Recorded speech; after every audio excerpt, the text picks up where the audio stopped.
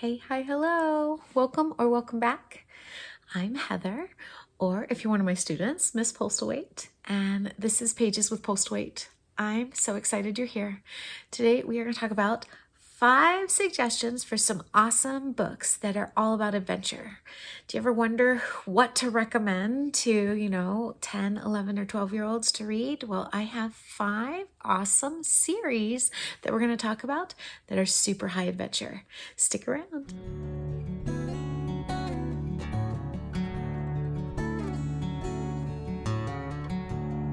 I really try to grab some variety in what we are working on today for our suggestions. And so that means I am looking at 5 really great adventure books that are going to pull in a reader who maybe likes something that has a lot of action in it. I went with a variety. First up, we have Escape from Mr Loos Library. This is by Chris Grabenstein. It's a little bigger, so I don't have the copy of it. It's actually in my classroom. So you can see the cover here. There's a whole series of them. This has been kind of described as Charlie and the Chocolate Factory meets Night at the Museum. So our main character, Kyle, loves games, loves everything about games, board games, word puzzles, games on, video games, loves them all. And he is chosen one of 12 kids that are going to be a part of this very special game in a library. This is kind of a locked room adventure. The kids are locked into the library with puzzles and scavenger hunts and different challenges that they have to do. This book is really great for kids who like to read. And the reason for that is because the whole thing takes place in a library and there's so much reference to other books. Books that are just going to be easy to recognize and maybe something that a reader has read. And so it's kind of fun. I don't know if you like it, but I love it when there's a reference, a literature reference to something. I'm like, oh, I've read that. So little dopamine hit. So if there's a kid that really likes to read, they're going to love this book. And again, it is a little bit longer, so it's not going to appeal to a reluctant reader. Super fun, high energy, wonderful book. My second recommendation is going to be City Spies. This is by James Bronte. It's a whole series. It's a lot of fun. I actually started reading these, I want to say last year. I was so sucked in. Like, you just want to keep reading more and find out what happens. First one centers in on Sarah Martinez as she's being recruited as a hacker for a secret spy group that is in Scotland. That is kids. It's all kids. There are 5 of them. They're from all over the world, and they even have spy names, and they're learning all kinds of things. And this is like the secretest of secret groups.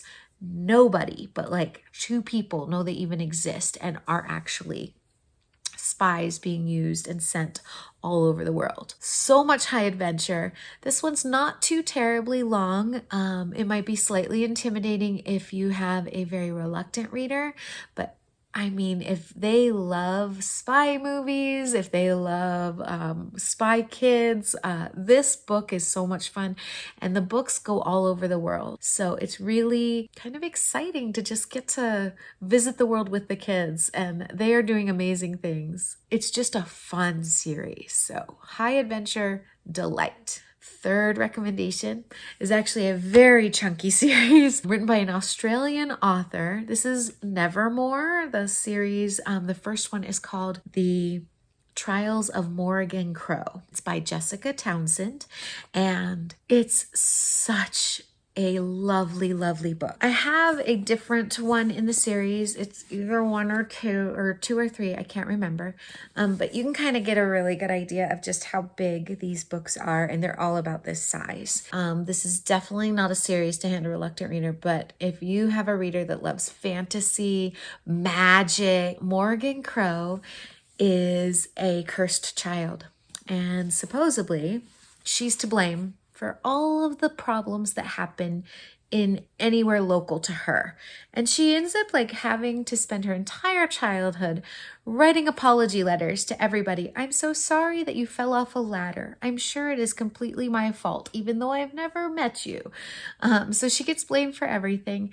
And supposedly she's set to die on like midnight of her 11th birthday. So she's known this her whole life. Her family treats her very strangely. So that's her legacy. Except somebody shows up. Jupiter North shows up and basically rescues her on the eve of when she's supposed to die and whisks her off to this magical secret city that Morgan's never heard of.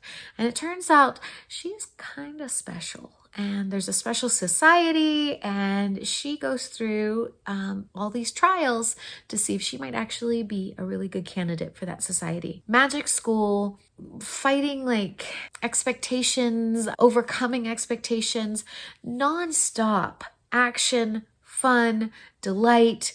The cast of characters in here is so wonderful.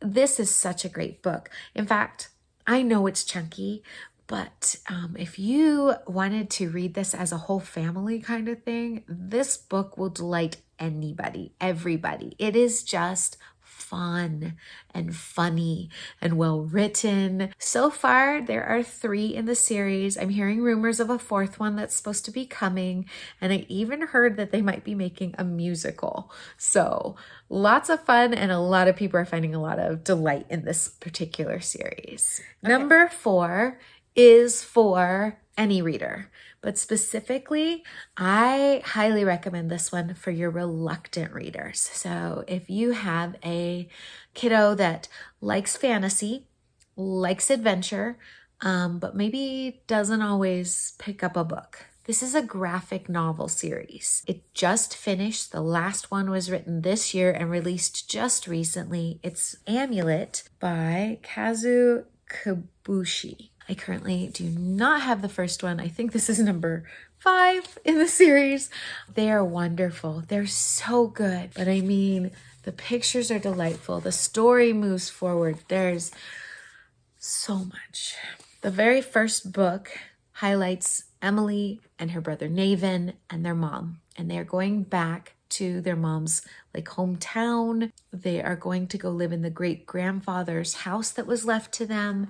And basically in all of that, a portal kind of transports them to a completely different world. We have elves, we have talking animals, we have moving houses that walk. I mean, it's fantastical, it's beautiful, it's wonderful. Kind of a little sci-fi and fantasy aspects to it. I've been delighted by it, and I have had reluctant readers at school who have enjoyed this series as well. So high adventure, fabulous fun, and it's great for everybody. So highly recommend.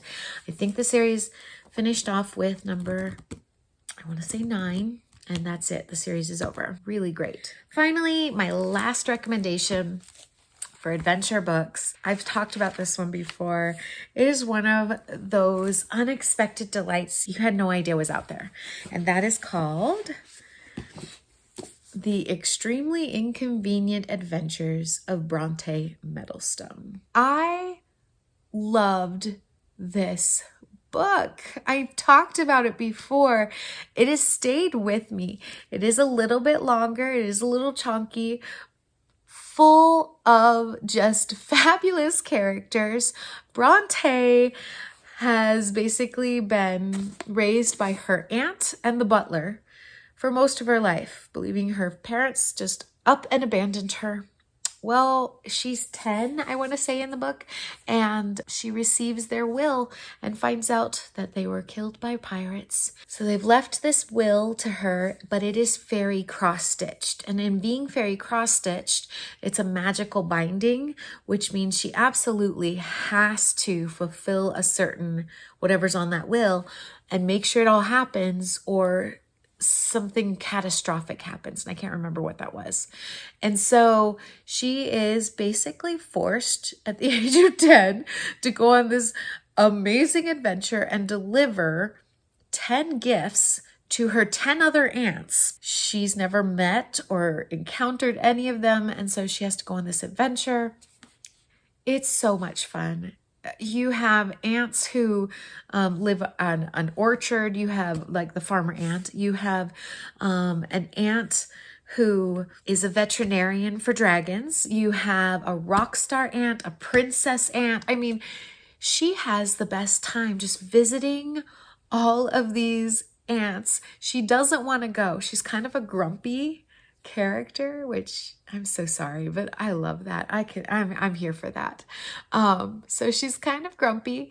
This book has that same feeling and vibe as Series of Unfortunate Events. If you like that series, that movie, or that book, you'll love this. You will. This is a great one as well to read as a whole family if you're interested. But it would take maybe a reader that's not afraid of books. Again, this is an Australian author. I had a little trouble finding the books, and there are a couple more in this series. So that is my 5 adventure recommendations for middle grade. And these are wonderful series. You can't go wrong. And I hope maybe something sounded good. As always, happy reading, and I will see you on the flip side. Bye, guys.